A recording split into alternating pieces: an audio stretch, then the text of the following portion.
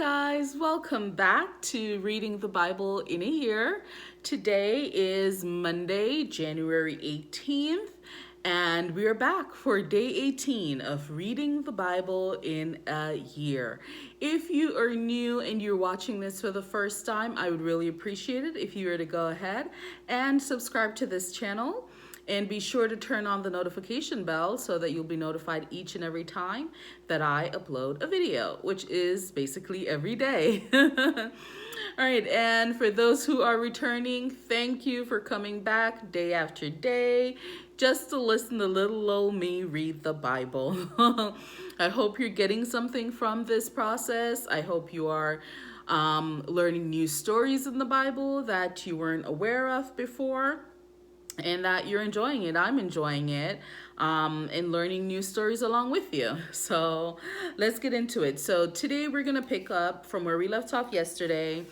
We're talking about Joseph and his family and his brothers, etc., etc. So we're going to continue with that line of reading. We're going to start today at Genesis 39, verse 1, and we are going to read through to Genesis 41, ending at 46. Okay?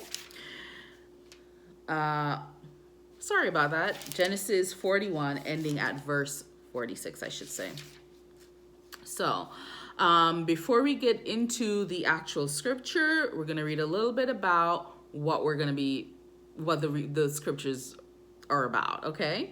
So just a little synopsis of what we're about to get into. While Judah has been dealing with his various personal problems, his younger brother Joseph has been making the best of one disastrous situation after another. The story of his rise from being an imprisoned slave to being a ruler second only to Egypt's Pharaoh himself is wonderfully captivating. Equally fascinating is the account of how Joseph ultimately brings his father and brothers to live in Egypt, a move which Joseph sees as the clear culmination of a long series of events brought about by God's providence. The narrative begins with when Joseph is first sold as a slave to an Egyptian military leader.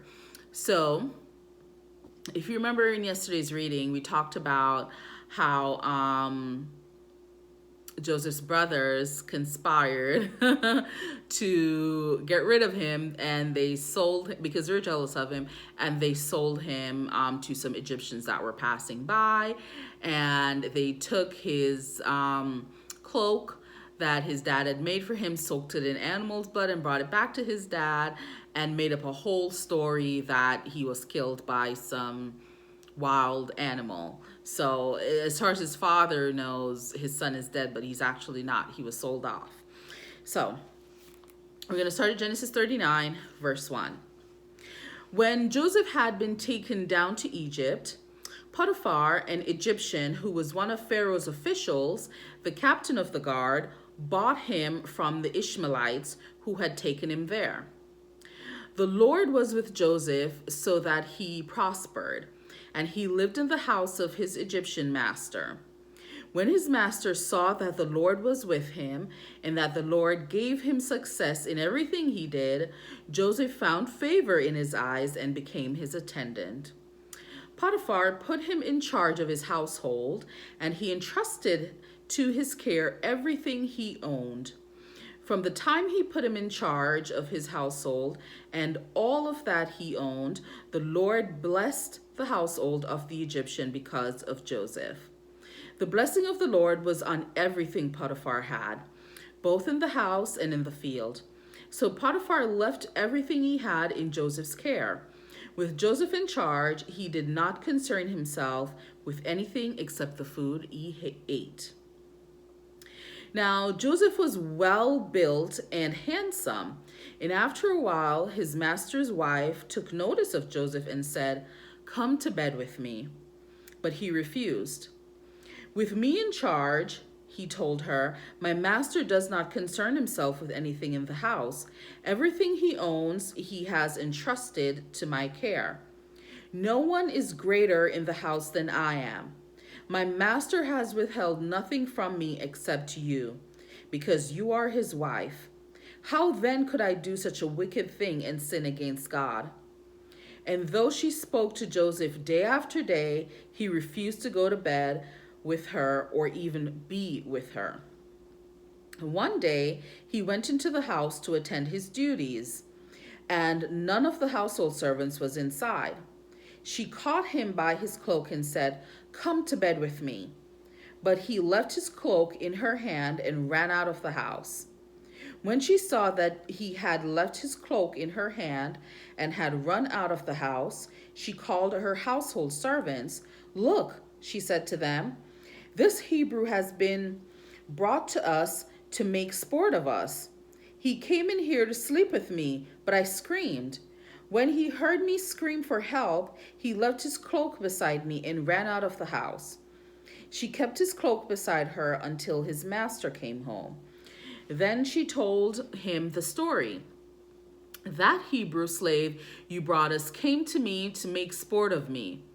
But as soon as I screamed for help, he left his cloak beside me and ran out of the house." When his master heard the story, his wife told him, saying, "This is how your slave treated me." He burned with anger. Joseph's master took him and put him in prison, the place where the king's prisoners were confined. But while Joseph was there in prison, the Lord was with him. He showed him kindness and granted him favor in the eyes of the prison warden. So the warden put Joseph in charge of all those held in the prison, and he was made responsible for all that was done there. The warden paid no attention to anything under Joseph's care, because the Lord was with Joseph and gave him success in whatever he did. Sometime later, the cupbearer and the baker of the king of Egypt offended their master, the king of Egypt. Pharaoh was angry with his two officials, the chief cupbearer and the chief baker, and put them in custody in the house of the captain of the guard, in the same prison where Joseph was confined. The captain of the guard assigned them to Joseph, and he attended them. After they had been in custody for some time, each of the two men, the cupbearer and the baker of the king of Egypt, who were being held in prison, had a dream the same night, and each dream had a meaning of its own. When Joseph came to them the next morning, he saw that they were dejected. So he asked Pharaoh's officials, who were in custody with him in his master's house, "Why do you look so sad today?" "We both had dreams," they answered, "but there is no one to interpret them." Then Joseph said to them, "Do not interpretations belong to God? Tell me your dreams." So the chief cupbearer told Joseph his dream. He said to him, "In my dream I saw a vine in front of me, and on the vine were 3 branches. As soon as it budded, it blossomed, and its clusters ripened into grapes. Pharaoh's cup was in my hand, and I took the grapes, squeezed them into Pharaoh's cup, and put the cup in his hand." "This is what it means," Joseph said to him. "The 3 branches are 3 days. Within 3 days, Pharaoh will lift up your head and restore you to your position, and you will put Pharaoh's cup in his hand, just as you used to do when you were his cupbearer. But when all goes well with you, remember me and show me kindness. Mention me to Pharaoh and get me out of this prison. I was forcibly carried off from the land of the Hebrews, and even here I have done nothing to deserve being put in a dungeon." When the chief baker saw that Joseph had given a favorable interpretation, he said to Joseph, "I too had a dream. On my head were 3 baskets of bread. In the top basket were all kinds of baked goods for Pharaoh, but the birds were eating them out of the basket on my head." "This is what it means," Joseph said. "The 3 baskets are 3 days. Within 3 days, Pharaoh will lift off your head and impale your body on a pole, and the birds will eat away your flesh. Now, the third day was Pharaoh's birthday, and he gave a feast for all his officials. He lifted up the heads of the chief cupbearer and the chief baker in the presence of his officials. He restored the chief cupbearer to his position so that he once again put the cup in Pharaoh's hand. But he impaled the chief baker just as Joseph had said to them in his interpretation. The chief cupbearer, however, did not remember Joseph. He forgot him. When 2 full years had passed, Pharaoh had a dream. He was standing by the Nile when out of the river there came up 7 cows, sleek and fat, and they grazed among the reeds. After them, 7 other cows, ugly and gaunt, came out the Nile and stood beside those on the riverbank. And the cows that were ugly and gaunt ate up the 7 sleek, fat cows. Then Pharaoh woke up. He fell asleep again and had a second dream. 7 heads of grain, healthy and good, were growing on a single stalk. After them, 7 other heads of grain sprouted, thin and scorched by the east wind. The thin heads of grain swallowed up the 7 healthy full heads. Then Pharaoh woke up. It had been a dream. In the morning, his mind was troubled. So he sent for all the magicians and wise men of Egypt. Pharaoh told them his dreams, but no one could interpret them for him. Then the chief cupbearer said to Pharaoh, "Today I am reminded of my shortcomings.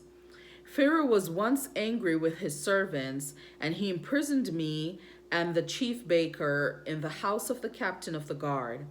Each of us had a dream that night, and each dream had a meaning of its own. Now a young Hebrew was there with us, a servant of the captain of the guard. We told him our dreams, and he interpreted them for us, giving each man the interpretation of his dream. And things turned out exactly as he interpreted them to us. I was restored to my position, and the other man was impaled." So Pharaoh sent for Joseph, and he was quickly brought from the dungeon. When he had shaved and changed his clothes, he came before Pharaoh. Pharaoh said to Joseph, "I had a dream, and no one can interpret it. But I have heard it said of you that when you hear a dream, you can interpret it." "I cannot do it," Joseph replied to Pharaoh, "but God will give Pharaoh the answers he desires." When Pharaoh said to Joseph, "In my dream, I was standing on the bank of the Nile, when out of the river there came up 7 cows, fat and sleek, and they grazed among the reeds. After them, 7 other cows came up, scrawny and very ugly and lean. I had never seen such ugly cows in all the land of Egypt. The lean, ugly cows ate up the 7 fat cows that came up first. But even after they ate them, no one could tell what they had done. They looked just as ugly before. Then I woke up. In my dream, I saw 7 heads of grain, full and good, growing on a single stalk. After them, 7 other heads sprouted, withered and thin and scorched by the east wind. The thin heads of grain swallowed up the 7 good heads. I told this to the magicians, but none of them could explain it to me." Then Joseph said to Pharaoh, "The dreams of Pharaoh are one and the same. God has revealed to Pharaoh what he is about to do. The 7 good cows are 7 years, and the 7 good heads of grain are 7 years. It is one and the same dream. The 7 lean, ugly cows that came up afterwards are 7 years, and so are the 7 worthless heads of grain scorched by the east wind. They are 7 years of famine. It is just as I said to Pharaoh. God has shown Pharaoh what he is about to do. 7 years of great abundance are coming throughout the land of Egypt, but 7 years of famine will follow them. Then all the abundance in Egypt will be forgotten, and the famine will ravage the land. The abundance in the land will not be remembered, because the famine that follows it will be so severe. The reason the dream was given to Pharaoh in two forms is that the matter has been firmly decided by God, and God will do it soon. And now let Pharaoh look for a discerning and wise man and put him in charge of the land of Egypt. Let Pharaoh appoint commissioners over the land to take a fifth of the harvest of Egypt during the 7 years of abundance. They should collect all the food of these good years that are coming and store up the grain under the authority of Pharaoh to be kept in the cities for food. This food should be held in the reserve for the country, to be used during the 7 years of famine that will come upon Egypt, so that the country may not be ruined by the famine. The plan seemed good to Pharaoh and to all his officials. So Pharaoh asked them, "Can we find anyone like this man, one in whom is the Spirit of God?" Then Pharaoh said to Joseph, "Since God has made all this known to you, there is no one so discerning and wise as you. You shall be in charge of my place, and all my people are to submit to your orders. Only with respect to the throne will I be greater than you." So Pharaoh said to Joseph, "I hereby put you in charge of the whole land of Egypt." Then Pharaoh took his signet ring from his finger and put it on Joseph's finger. He dressed him in robes of fine linen and put a gold chain around his neck. He had him ride in a chariot as his second in command, and people shouted before him, "Make way!" Thus he put him in charge of the whole land of Egypt. Then Pharaoh said to Joseph, "I am Pharaoh, but without your word, no one will lift hand or foot in all of Egypt." Pharaoh gave Joseph the name Zaphnath-Paneah and gave him Asenath, daughter of Potiphera, priest of On, to be his wife. And Joseph went throughout the land of Egypt. Joseph was 30 years old when he entered the service of Pharaoh, king of Egypt. So that's where we are leaving off for today, January 18th. Again, these stories, for me, they just get more interesting and interesting as we read. I mean, for this man's wife to lie on him, get him imprisoned for something that he did not do, that speaks to stuff that still happens today. So that in and of itself was interesting. And the fact that Joseph was also able to interpret the dreams, I thought were pretty cool, pretty fascinating. So I'm interested to see what happens tomorrow. I know that now that Joseph is in charge of all of Egypt, and he's basically Pharaoh's number 2, his right-hand man. So we're going to get into that for tomorrow's reading, January 19th. So I want to say thank you so much again for joining me today. I really, really do appreciate it. Comment down below. Let me know how you're enjoying the readings. What's your thought on some of these storylines? I would really, really appreciate it. Stay blessed, and I'll see you tomorrow. Bye.